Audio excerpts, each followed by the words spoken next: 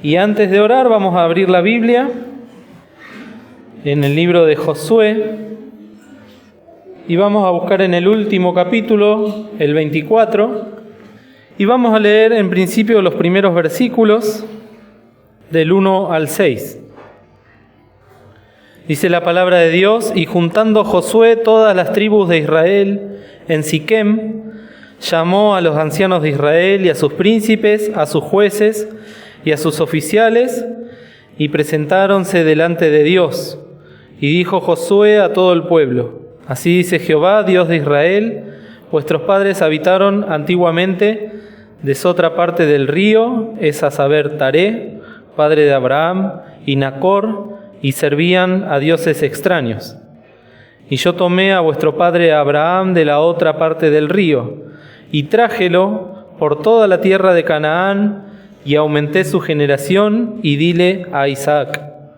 Y a Isaac di a Jacob y a Esaú, y a Esaú di el monte de Seir, que lo poseyese, mas Jacob y sus hijos descendieron a Egipto.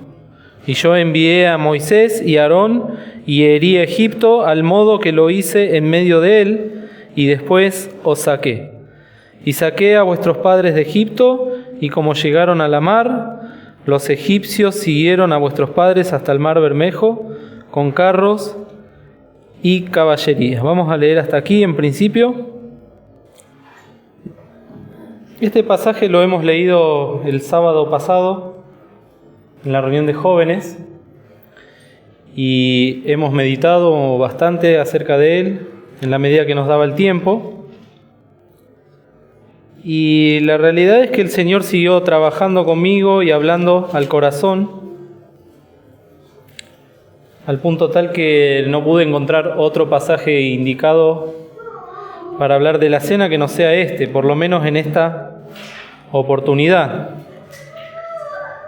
El día que hablamos de esto en la reunión de jóvenes, hubo una ocasión especial de recordar, como solemos hacerlo, por la gracia del Señor ya desde hace muchos años, acontecimientos que hacen a la historia de nuestras iglesias, de nuestra comunión de iglesias, acontecimientos históricos que en este último siglo han marcado o han dejado mojones o señales para que después nosotros podamos mirar hacia atrás, reconocerlos, recordarlos, pero también apuntalar lo que queda hacia adelante, nuestro camino hacia adelante que el Señor nos ha trazado. En particular recordábamos que en noviembre de 1935 una familia de hermanos, junto con otros hermanos de una iglesia denominacional de Buenos Aires, al acechar en la iglesia el diablo con los espíritus de error y doctrinas de demonio, y habiendo en aquella iglesia hombres que negaban la eficacia de la fe, como dice la palabra de Dios, y negaban al Señor que los rescató, hubo un movimiento espiritual porque fue guiado por el Espíritu Santo, para que se levantasen y salgan de esa congregación. Ese movimiento espiritual, nosotros hoy en día lo conocemos o lo recordamos como el Éxodo del Nuevo Testamento, o también el impulso Origen. Y como les decía, son parte de la historia que nosotros, como iglesia de este último tiempo y en este siglo XXI que estamos transitando, tenemos que reconocer y conocer. Y yo veía a través de este pasaje de Josué capítulo 24 cómo este siervo tan precioso de Dios, que para esta altura ya tenía 110 años de edad y que había servido a Dios desde su más tierna juventud y con todas sus fuerzas. En todo el relato del libro del Éxodo ya se menciona a Josué, hijo de Nun, estando al lado de Moisés, estando al lado de Aarón, sirviendo, poniendo su cuerpo, poniendo sus energías.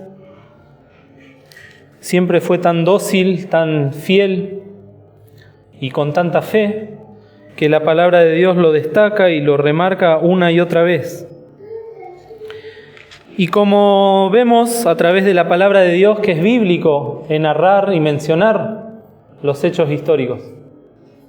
Uno de los primeros fue Moisés en el desierto contando en Deuteronomio todo lo que Dios había hecho con el pueblo. Una vez que se fue Moisés y siguió Josué, fue Josué el encargado de recordarles al pueblo de Israel la historia. Después vamos a ver esa misma historia contada en el libro de los Salmos, en los profetas. La vamos a ver en el Nuevo Testamento, cómo el Señor Jesús hablaba de Moisés, de los Salmos y de los profetas. Me acordaba del discurso de Esteban ante los judíos de su tiempo, contando todas las maravillas que Dios había hecho. Pablo, cuando en la carta a los Hebreos habla de las virtudes y los héroes de la fe, vuelve a mencionar todas estas cosas. Así que ya la primera lección que tenemos es que Dios desea que contemos estas cosas, que las recordemos, que las sepamos. No solo lo que pasó en la Biblia, sino también lo que hace a nuestra historia. Hemos hablado en otras oportunidades de cómo Dios también levantó hombres fieles que formaron lo que ahora se llama la Reforma protestante, cuando hubo hombres que salieron de la Iglesia Católica. Entonces todas esas cosas también hacen a nuestra historia. Y acá Josué llama al pueblo en los últimos momentos de su vida, y ya el primer versículo nos habla de esto de volver atrás y la importancia que tiene volver atrás, porque no lo llamó en ningún lugar al azar, sino que lo hizo ¿en dónde? Dice acá, en Siquem. Y Siquem era un lugar muy importante para el pueblo de Israel, porque fíjense lo que dice en Génesis 12. Al principio de la Biblia, en Génesis 12, en el capítulo 12, versículo 5, dice: y tomó Abraham a Sarai, su mujer, y a Lot, hijo de su hermano, y a toda su hacienda que habían ganado, y las almas que habían adquirido en Harán, y salieron para ir a tierra de Canaán, y a tierra de Canaán llegaron. Y pasó Abraham por aquella tierra hasta el lugar de Siquem, hasta el valle de More. Y el cananeo estaba entonces en la tierra. Y apareció Jehová a Abraham y le dijo: a tu simiente daré esta tierra. Y edificó allí un altar a Jehová que le había aparecido. Este lugar, esta tierra Siquem, es donde empezó todo. El peregrinaje de Abraham en Canaán. Después conocemos la historia porque la estamos escuchando en la escuela dominical, la historia de su hijo, la historia de sus nietos, la historia de sus bisnietos. Pero Josué quiso que el pueblo vuelva y que asiente ahí en Siquem, donde Dios se le había aparecido a Abraham, donde Dios le dio la promesa de que todas esas tierras iban a ser de ellos, y donde Dios le había dado la promesa sobre todas las cosas de que las generaciones que iban a salir de los lomos de Abraham iban a ser de bendición para las naciones. Entonces siempre vemos cómo hay que volver atrás. En los profetas dice, ¿no? Paraos en los caminos, preguntad por las sendas antiguas. Esto es una frase que nosotros la venimos escuchando muchos desde que somos pequeños. Y ayer hablaba con Noemí, le contaba de una señora, una mujer a la cual tuve que ir a trabajar a la casa, que son evangélicos, pertenecen a las asambleas de Dios, y me contaba una historia particular de ellos, de su familia, que sintieron del Señor de ir a predicar la palabra de Dios fiel, como ellos la conocen, a Estados Unidos, a ciudades donde, a pesar de que hay iglesias evangélicas en aquel lugar, ya no se está predicando fielmente la palabra de Dios. Y me acordaba de lo que le pasó también al misionero Armando cuando tuvo que ir a aquellos lugares a llevar el testimonio. Y esta gente de Estados Unidos le decía: nosotros no estamos acostumbrados a recibir misioneros porque nosotros somos los que mandamos los misioneros al mundo. Lo mismo que le pasaba al hermano Armando hace más de 50 años. Y esta señora me dice: tenemos que volver a las sendas antiguas. Entonces vemos cómo el Espíritu Santo se está moviendo. Vemos cómo el Señor está llamando al remanente fiel, a las reliquias, a las ovejas. Y nosotros hemos tenido también un llamado de parte del Señor, el cual es bueno que no solo lo recordemos, sino que lo atesoremos y lo apreciemos. En cuanto al llamado que Dios había hecho con este pueblo, hay una palabra que acá menciona 2 o 3 veces, Josué, porque dice: vuestros padres habitaron, en el versículo 2, de otra parte del río. ¿Cuál es ese río? El río. Es el río Éufrates, no es el río Jordán. Cada vez que la palabra de Dios habla del río, era ese río Éufrates, que era donde estaba Babilonia, Ur de los Caldeos y todas las ciudades importantes de aquella época. Era como el límite del mundo. Había algo que estaba del otro lado del río y algo que estaba de este lado del río. Pero para la Biblia es muy importante el río Éufrates. De hecho, hasta el Apocalipsis se sigue mencionando cómo se va a secar el río Éufrates y van a venir los orientales. El río Éufrates es como una división que Dios hace de todas las cosas que están de aquel lado, de las cuales Dios sacó a Abraham y a su familia, y todas esas cosas que se tenían que quedar de aquel lado. Yo lo relacioné directamente con eso, con las religiones, el conjunto de sistemas religiosos, las religiones que ahora se mezclan, el ecumenismo, todo lo que se está gestando para el movimiento que va a promover el anticristo y que ya está promoviendo, que es la Gran Babilonia justamente, que está de la otra parte del río. Cómo Dios sacó de todo eso, con su mano poderosa, libró a Abraham. Dijimos en más de una oportunidad, Abraham no tenía nada de especial, era una persona más. Acá dice que ellos servían a dioses extraños. Pero sí destacamos una y otra vez, ayer también se decía en la Quinta Delfia, que Dios ve los corazones.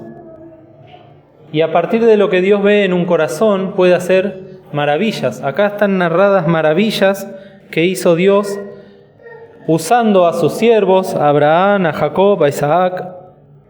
También lo menciona Moisés y Aarón.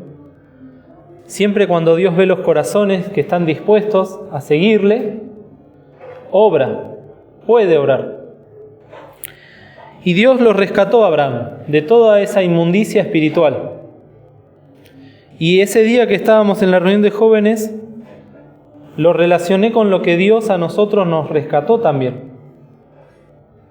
De lo que se estaba gestando a principios del siglo XX y que ahora vemos con cuánta claudicación, con cuántas blasfemias se habla de Cristo, con cuánta falta de amor y de respeto, cómo las iglesias se han llenado, los púlpitos se han llenado de gente que ni siquiera es salva.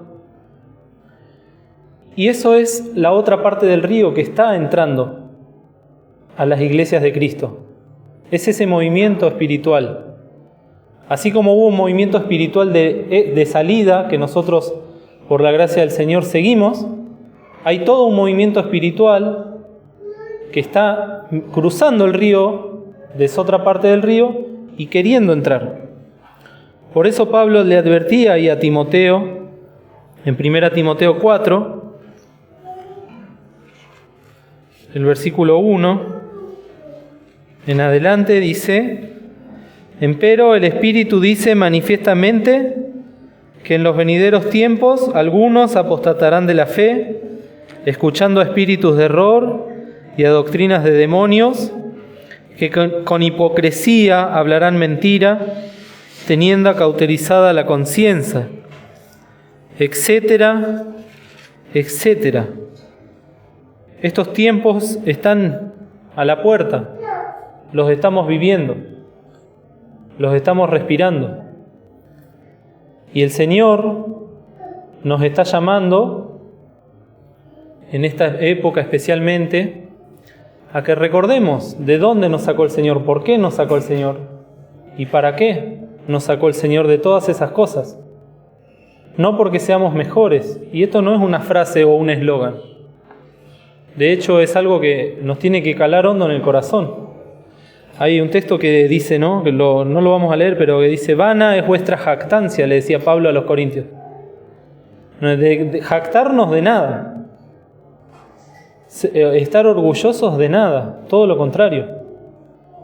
Porque así como el Señor levantó a esta familia, y a partir de esta familia se levantaron estas iglesias que buscan de ser fieles al Señor, ahora nosotros tenemos una gran responsabilidad. Ellos ya corrieron la carrera que les ha sido propuesta y entiendo que alcanzaron la victoria delante del Señor. Ahora a nosotros nos dice que tenemos que imitar la fe de los tales. Y todo esto pasaba también, volvemos a Josué, con el pueblo de Israel. Josué les hace una introducción histórica para mostrarles todo lo que había pasado antes de que ellos lleguen a los pies del Jordán, de que tengan que poseer la tierra prometida, incluso después de que empezaron a avanzar sobre Jericó y sobre todas las otras, a todos los pueblos, pero que con Josué no pudieron terminar la conquista. Todo eso es el pasado. Podríamos hablar horas y horas del pasado. Incluso podríamos quedarnos con este versículo 13 que está acá en Josué 24, que lo hemos leído con los jóvenes. Y yo lo tomé muy personal esto. Y os di, Josué 24:13, y os di la tierra por la cual nada trabajasteis, y las ciudades que no edificasteis, en las cuales moráis, y de las viñas y olivares que no plantasteis, coméis. Nosotros hemos recibido ya una tarea de hermanos y un trabajo espiritual de hermanos muy grande, muy esforzado, que les costó la vida hasta el último instante de su vida acá en la tierra. Estuvieron trabajando por todas estas cosas, luchando con mucho temor, con temblor, con lágrimas, preocupándose de que nos quede literatura, preocupándose de que nos queden estudios, que nos queden las reuniones que se hicieron en aquel entonces. Todo eso lo recibimos por gracia. Lo recibimos sin tener que haber hecho nada, porque no estábamos. Pero como empieza el versículo 14 es fundamental para nosotros. Ahora pues, estas reuniones de recordación no sirven de nada si nos quedamos solo en el pasado. Es más, nos van a hacer de juicio, de castigo, como después dice también acá en el capítulo 24 de Josué. Ahora pues, lo que nos toca a nosotros, a esta generación, son 3 cosas. La primera, temer a Jehová. Ese temor reverente de que no ofender a Dios, de no desviarnos de sus caminos, de no mancillar su palabra, de no ser hipócritas, de no ser de escándalo a los hermanos, de no serle de tropiezo a las almas perdidas. ¿Cuánto temor que tiene que haber en nuestras vidas? Luego dice: servidle con integridad. Yo buscaba qué quiere decir algo íntegro. es algo puro, algo que no está manchado, algo que no está diluido. Y yo pensaba en personalmente, qué poco íntegro que soy para las cosas del Señor, cuánto me falta de integridad. El Señor veía los corazones de sus siervos, hallaba que eran íntegros, que no estaban divididos, que no estaban incompletos. Y ahora pues nosotros, en el 2023, tenemos que temer a Jehová, servirle con integridad y también en verdad. Y ahí viene toda la parte de la verdad, siguiendo la verdad en amor. Tenemos la palabra de Dios verdadera. El Señor nos pide que la aprendamos a amar y a defender. Y miren el versículo 15. Yo digo, ¿cómo se puede resumir temor, integridad y verdad? Y Josué lo resume en una sola palabra o una sola frase.